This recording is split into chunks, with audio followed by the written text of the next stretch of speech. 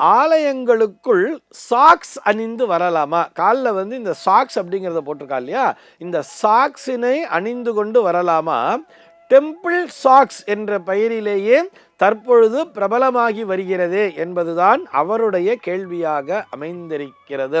அவருக்கு நேரடியாக விடையளிக்க வேண்டும் என்று சொன்னால் சர்வ நிச்சயமாக இந்த டெம்பிள் சாக்ஸ் போன்ற விஷயங்களை அணிந்து கொண்டு ஆலயத்திற்குள் வரக்கூடாது. இதிலே எந்த விதமான சந்தேகமும் இல்லை. இதற்கான காரணம் என்ன அப்படின்னு சொல்லி பார்த்தோம்னா, பூஸ்பர்சம் அப்படின்னு சொல்றா. பூஸ்பர்சம்னு சொன்னா பூமியினோடு அந்த தொடர்பு என்பது நமக்கு இருக்க வேண்டும்.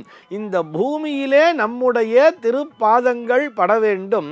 அதன் மூலமாக அந்த தெய்வீக சாநித்தியமானது நம்முடைய உடம்பிற்குள் ஊடுருவ வேண்டும் அப்படின்னு சொல்றார். நம்ம அங்கே இங்கே நடந்துட்டு வரோம், எல்லா இடத்துலையும் அசுத்தம்ங்கிறதெல்லாம் இருக்கு, இல்லைன்னு சொல்லல.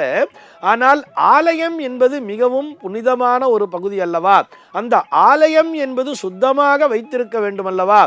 ஆலயத்தை சுத்தமாக வைத்திருக்க வேண்டும் என்பதுதான் நம்முடைய கடமையே தவிர ஆலயத்திலே அசுத்தம் செய்து வைத்திருக்கிறார்கள், அதன் காரணமாக நான் காலில் சாக்ஸ் போட்டுட்டு போறேன்னு சொன்னா இது நியாயமா? யோசிச்சு பார்க்கணும் இல்லையா?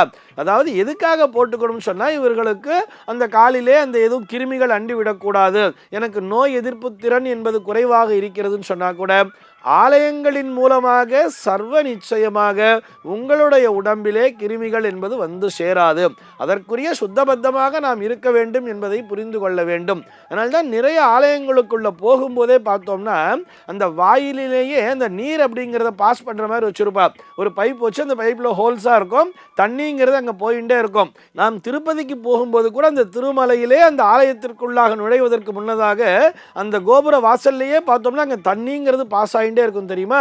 அந்த நீரிலே நம்முடைய கால்களை நனைத்து கொண்டு அந்த கால்களை நன்றாக அலம்பிக் கொண்டுதானே நம்ம உள்ளேயே போறோம். இதே போல நிறைய ஆலயங்களிலே அந்த கோபுரத்தை தாண்டிய உடனேயே பைப்லாம் வச்சிருக்கா வரிசையா. அங்க போய் காலை அலம்பிண்டு கோயிலுக்குள்ள போங்கன்னு சொல்றாளே தவிர காலில் சாக்ஸ் போட்டுண்டு ஆலயத்திற்குள்ள போக சொல்லவே இல்லை. இது எதனால் அப்படின்னு சொன்னா, இறைவனை வணங்கும் பொழுது நாம் முழுமையாக அவனிடத்திலே சரணாகதி அடைய வேண்டும் அல்லவா? ஆலயம் என்பது தெய்வீக சாநித்தியம் நிறைந்த பகுதி. நாம் அங்கே நடக்கும் பொழுதும் அந்த பூஸ்பர்சம்னு சொல்றோம் இல்லையா, அந்த பூமாதேவியோடு தொடுதல் என்பது இருக்க வேண்டும். நாம் பாதங்கள், நம்முடைய பாதங்கள் அந்த பூமியின் மீது படும் பொழுது, அதாவது அந்த ஆலயம் இருக்கக்கூடிய அந்த புண்ணிய பூமியின் மீது படும் பொழுது அந்த தெய்வீக சாநித்தியம், அந்த சக்தியானது அந்த பாதங்களின் மூலமாக, பாதங்கள்ல ரேகையெல்லாம் இருக்கு இல்லையா, அதன் மூலமாக நம்முடைய உடம்பிற்குள்ளாக ஊடுருவுகிறது.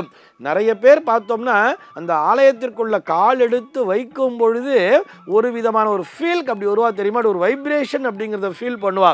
அந்த வைப்ரேஷன் அப்படிங்கிறது எப்போ வரும்னு சொன்னால், நேரடியாக நம்முடைய பாதங்கள் அந்த ஆலயத்தினுடைய அந்த மண்ணை மிதித்தால் தானே தவிர, அதனை விடுத்து அதற்கும் அந்த மண்ணிற்கும் நம்முடைய பாதங்களுக்கும் இடையே ஒரு திரை போல, ஒரு தடை போல, ஒரு சாக்ஸினை அணிந்து கொண்டு நாம் ஆலயத்திற்குள்ளே சென்றால் அந்த சாநித்தியத்தை அனுபவித்து உணர இயலுமா? யோசிச்சு பார்க்கணும் இல்லையா? நம்ம என்ன கேதார்நாத்லையா போய் தரிசனம் பண்ணுறோம், அங்கன்னா ஒரே பனி அப்படிங்கிறது நிறைந்திருக்கும். அந்த பனிக்கட்டிகள் நிறைந்த பகுதியிலே நம்மளால் அந்த கால் அங்கே வைக்க முடியாதுங்கிறதுனால வேணால் சாக்ஸ் போட்டுட்டு போகலாம். அது கூட அந்த ஆலயத்திற்குள்ளே நுழையும் பொழுது அந்த சாக்ஸையும் கட்டி வச்சுட்டு தானே உள்ளே போகிறத நம்ம பார்த்துட்டு இருக்கோம். ஆக ஒரு ஆலயத்திற்குள்ளாக நுழையும் பொழுது நம்முடைய உடம்பானது நேரடியாக தொடர்பினை பெற வேண்டும். அதனால தான் பார்த்தோம்னா ஆண்கள் மேல் சட்டை இல்லாமல் ஆலயத்திற்குள்ளே தரிசனம் பண்ணணும்னு சொல்கிறார். ஆலயத்திற்குள்ளே போகும்பொழுதே மேல் சட்டையை கட்டி வச்சுக்குங்கோ, சட்டை பனியன்லாம் போடாதீங்கன்னு சொல்லிட்டு நிறைய ஆலயங்களில் சொல்லியிருக்கா இல்லையா? எதற்காக என்று சொன்னால், அந்த இறைவனினுடைய அருட்பார்வையானது நேரடியாக நம்முடைய நெஞ்சின் மீது விழும் பொழுது உள்ளுக்குள்ளாக இருக்கக்கூடிய அந்த இறை சக்தியானது தூண்டப்படுகிறது.